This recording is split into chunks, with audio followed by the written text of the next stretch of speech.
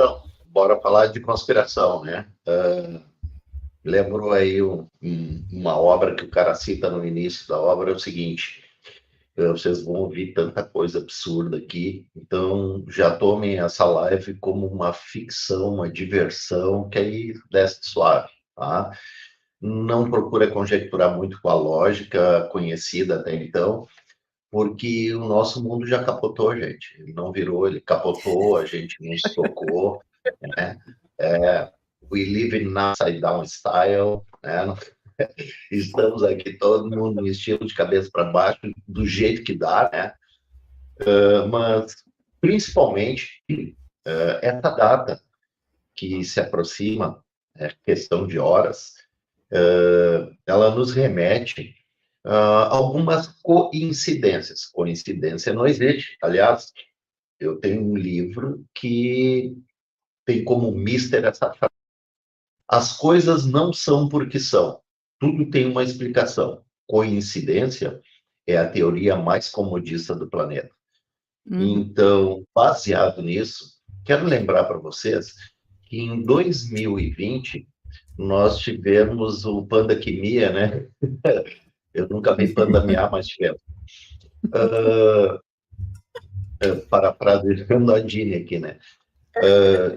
E o que era o grande evento de 2020 antes de surgir essa porcaria aí, né? As eleições, o poder da Casa Branca, o trono do planeta, porque até então quem mandava no mundo era o petrodólar, né? E toda aquela nação americana, os heróis do mundo. Aliás, Hollywood foi inventado para isso, para vender essa imagem, né? Hollywood é uma empresa associada ao governo americano, que com a ajuda da CIA e da mídia, né, vendiam a ideia do sonho americano, era regulado para entrar lá. Hoje não, né? Ainda bem que o Texas fechou a fronteira lá, mas o negócio hoje estava escancarado, entrava lá quem quisesse. Uhum. Mas faz parte de um sistema que eu vou falar para vocês agora, faz parte de todo um projeto que existe. O que acontece hoje, gente? Há uma disputa, né, pelo mundo. Até então, os donos do mundo eram os Estados Unidos, só que com ética, né, com respeito a liberdades, a línguas, a religiões, mas eles tinham uma tendência do controle mundial. Com todo respeito aos outros povos e coisas, nós tínhamos. Né? Até que surgiu um concorrente que não tem todo esse respeito, só tem respeito mesmo pelo que eles têm fixação. Pois bem, esse concorrente se criou, né? Ganhou volume, ganhou crédito dos walks, ganhou crédito dos idiotas úteis, né? E se alastrou pelo planeta numa tentativa de domínio. O que aconteceu? Eles não imaginavam que o Putin ia meter o pé na jaca. Foi lá, né? Desafiou os caras e aqui não vai rolar. Eu não vou pertencer a isso aí, né? E começou uma disputa. E hoje essa disputa se alastra, né? De uma forma que está colocando o nosso futuro, o meu, o seu, o da Argentina, do Paraguai, do Uruguai, de todo mundo que não está no meio desse conflito. Quero lembrar que eu vou expor duas visões, tá? Uma visão geopolítica e uma visão geoespiritualista. Tá? Na visão geoespiritualista, aliás, eu acho que eu começo pela geoespiritualista, que ela é um pouco mais suave e talvez um pouco mais conhecida por aqueles que não estão pesquisando aí, né? Que não estão acompanhando muito. Mas existe hoje o grande rumor, né, de que nós nos aproximamos do final dos tempos. Bueno, se nós formos nos basear em preceitos escatológicos e formos nos basear na Bíblia, nós vamos ver que o final dos tempos, o grande Armagedon, ele é composto por alguns anúncios, e que esses anúncios, né, esses acontecimentos precederiam o final dos tempos. Um deles seria o fim do amor e da empatia. Desculpa. Deixa eu tomar um gole de água aqui, meu canequinho. Um deles seria isso aí, o fim do amor e a falta de empatia. Faltando isso, há uma crescente muito grande em cima de um comportamento muito conhecido hoje, muito falado, divulgado, mas também sem muita explanação, é muito raso o conhecimento geral dessa palavra chamada narcisismo, tá? Mas o narcisismo será a marca oficial daquele que pretende dominar o planeta, tá? Se fala em globalismo, se fala de um grupo chamado Nova Ordem, né? Não sei se pode falar isso aqui, se não cai o canal, mas a ideia é botar um cara só, porque eles imitam todo o processo de final, quer dizer, eles tentam imitar todo o processo de final dos tempos. Então, o fim do amor, o fim da empatia, o surgimento de algumas pessoas mega, super, hiper narcisistas. A gente tem uma aqui no Brasil, que não tem cabelo, eu não vou falar nomes, né? Ó. Mas depois o outro passo é a anomia, que é a ausência da lei, né? E a gente está vendo isso no mundo inteiro, inclusive, né, no nosso país aqui de terceiro mundo, que todo mundo pensa que não faz diferença, mas faz. Estão contando com o nosso celeiro para o projeto deles. Então, precisam criar déspotas, precisam criar pessoas para instaurar o caos, para que as coisas não fiquem na paz nunca, nunca. Enquanto tiver tribulação, enquanto houver false flag, né, bandeira falsa aí para alguns eventos, enquanto estiverem mostrando coisas que te preocupem, eles estão trabalhando na sua real intenção, no seu posicionamento, né? Larga um monte de passarinhos voando dentro de uma sala, fica todo mundo olhando os passarinhos voando e eles estão roubando tudo que tem no fundo da sala. Então, não é muito diferente. E outros são as guerras, né? Esse sistema aí, criado hoje entre várias e várias seções do planeta, não tem outra intenção, tá? O BD lá financiou todo a contrapartida ao pudim lá, né? Só que agora equilibrou, sabe, nos Estados Unidos existe uma forma um pouco diferenciada da nossa de governar. E lá mesmo que ainda esteja no poder, né, o velhinho, 50% dos estados dos Estados Unidos já pendem para o lado contrário, né? E para o conservadorismo, para tudo aquilo que a gente conhece, né? Tudo aquilo que a gente visa, tudo aquilo que a gente tinha antes de nascer essa bagunça aí. E o que está acontecendo? Como esse ano é ano de eleição nos Estados Unidos, está previsto, por aqueles que conhecem um pouquinho de história, principalmente da história atual, está previsto uma bagunça.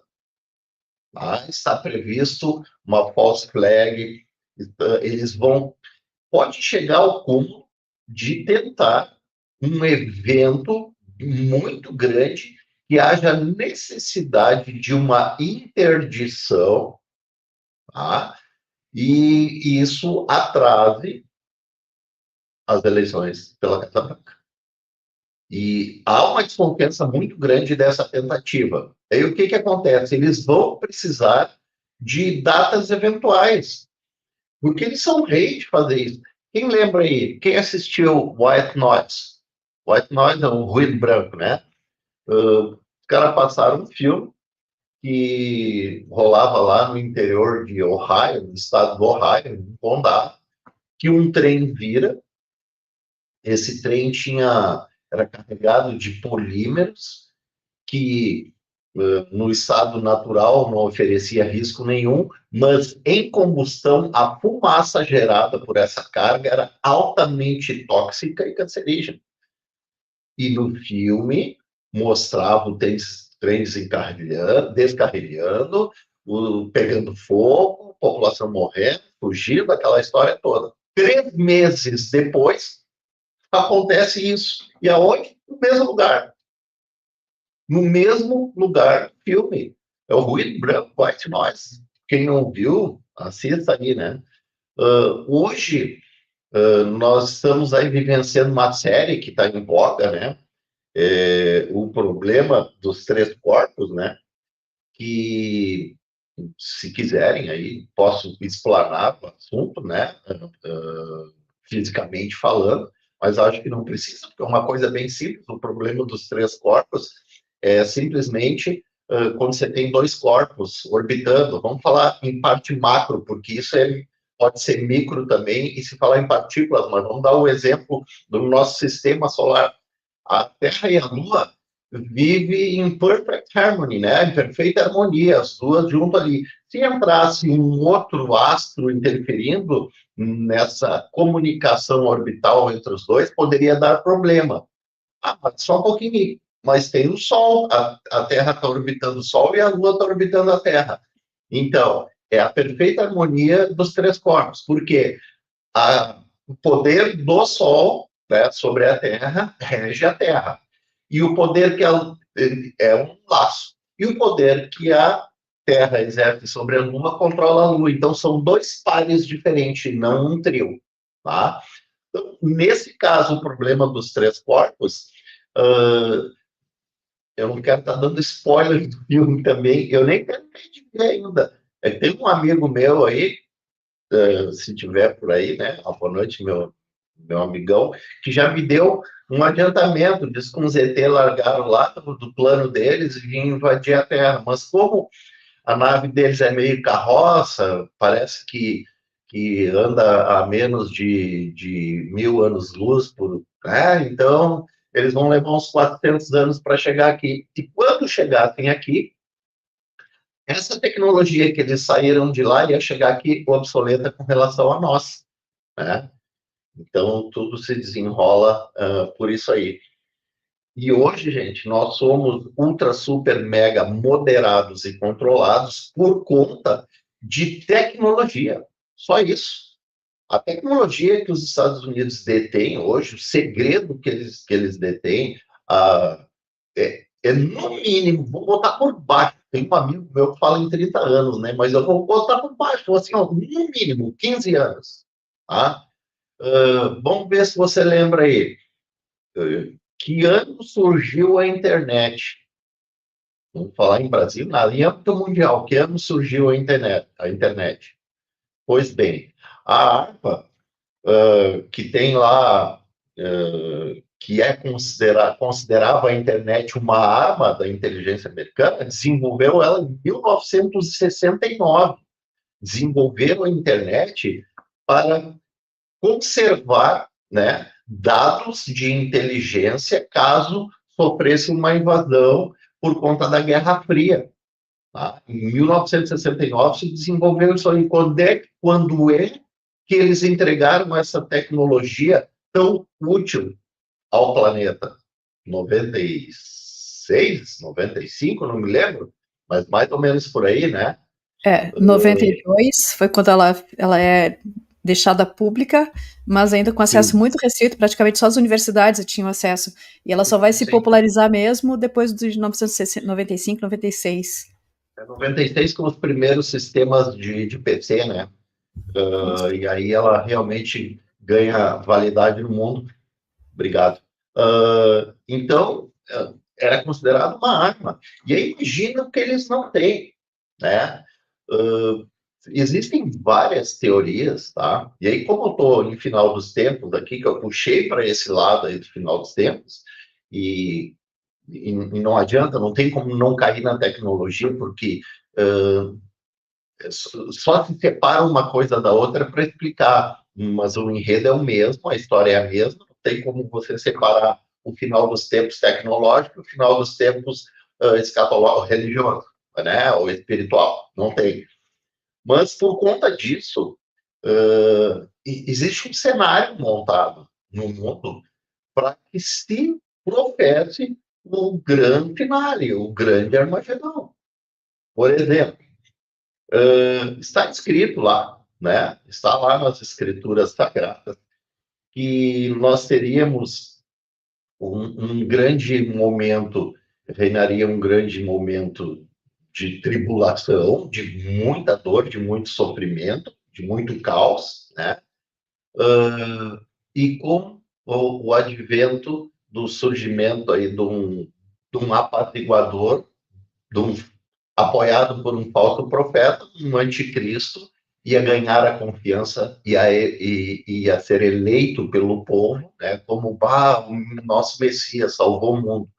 Salvou o mundo do quê? Pode existir, tem duas possibilidades aventadas já dele salvar o mundo. Primeiro, de uma invasão alienígena. Tá? Eu falei para vocês no começo da live que quem quiser tomar como ficção, dar risada e se divertir, aproveita, né? Quem já ouviu falar alguma coisa a respeito e quiser pensar um pouquinho, Ronald Reagan já dizia, né, que nós teríamos que nos preparar para defender o nosso planeta, que nós seríamos irmãos, todo o planeta seria irmão por conta disso. Bom, esse evento seria, já fizeram até uma tentativa, mas muito podre, esse BD é muito incompetente, esses assessores e cara que trabalha, ainda bem, né? Ainda bem para nós, eles são muito... Demais, Dava para dar risada daquilo que eles fizeram, vocês lembram, né? Agora, deixa eu te falar, o pessoal que segue a gente aqui já está mais do que familiarizado com a falsa invasão alienígena, porque, assim, bem-vindo, porque aqui nós falamos disso já desde que o canal é canal. Então, assim, já sabe, todo mundo já sabe, e contextualizando aí o que você complementando, que eles estão apertando todos os botões, todos os botões, agora nesse momento estão sendo apertados por eles. Mas deixa eu devolver a palavra para o Tia. Vai lá. Obrigado. Então, e aí o anticristo ia se valer disso. Se simulasse uma invasão, né, alienígena no planeta, usando tecnologia que eles têm escondidas, né, que a gente sabe muito bem, daquelas navezinhas triangulares, com luz nas três pontas e com uma luz vermelha no meio. Não sei se pode estar citando aí os modelos, né? Deixa para lá. Mas eles têm uma tecnologia que, inclusive, com um empuxo eletromagnético, não usa combustíveis, né? E isso eles representariam um ataque e eles mesmos rechaçariam o ataque, e quem fizesse isso ia ser o salvador do mundo, né? Ia ser uma pessoa fantástica. Esse é um dos meios de se apresentar o salvador do mundo. O outro salvador do mundo é na iminência de uma grande G mundial, mas uma grande mesmo, estou falando uma grande, que a gente já está em curso, né? A gente tem em curso na Europa, isso já decreta a falência da ONU, já está decretado, já está decretada, não pega mais, não rola, eles vão ter que mudar todo o discurso deles, vão ter que mudar tudo, né? Não rolou por causa do pudim, tá? Eles vão ter que mudar toda a estratégia deles, e então, por conta disso, da terceira grande G, pode aparecer um grande apaziguador. Sabe o apaziguador, aquele que vai lá, aperta a mão do Putin, vai lá e cria uma harmonia no Oriente? Essa missão vai ser difícil, né? No Oriente, né? Mas, até porque eu acho que os dois lados estão acordados. Vejam só. 7 de outubro de 2023, a gente se depara aqui com uma notícia assombrosa de que a Terra Prometida foi invadida e trucidada durante 5 horas. Durante 5 horas, somente os cidadãos, alguns que estavam armados, esboçaram alguma defesa, né? E uma das nações mais belicosas, preparadas estrategicamente para sua autodefesa, não reagiu durante 4 horas e pouco. Teve um brasileiro que estava lá dentro de um bunker que disse que ficou 5 horas lá dentro ouvindo tiro, paulada, pedrada, grito, de tudo, né? Então vamos botar aí, de 4 a 5 horas não houve uma reação pela a defesa mais perfeita cibernética e treinada, né, para isso. Beleza? Não sei o que aconteceu. Aí o pessoal, quando está querendo acostumar com aquilo, realmente foi, embora, né, tenham sido avisados. Teve um camarada chamado Rafael Rayon, que ele era um cara encarregado de monitorar tudo que o Jamais fazia lá, né? E ele começou a avisar, os caras estão planejando aqui. Os caras estão, né, mais que preparados aqui, a gente só não sabe a data. Sabe o que o governo fez lá da Terra Prometida? Foi lá na casa dele, arrancou os rádios, os computadores dele, tudo, e disse, não, tu tá viajando, entendeu? Então, isso foi uma coisa consentida.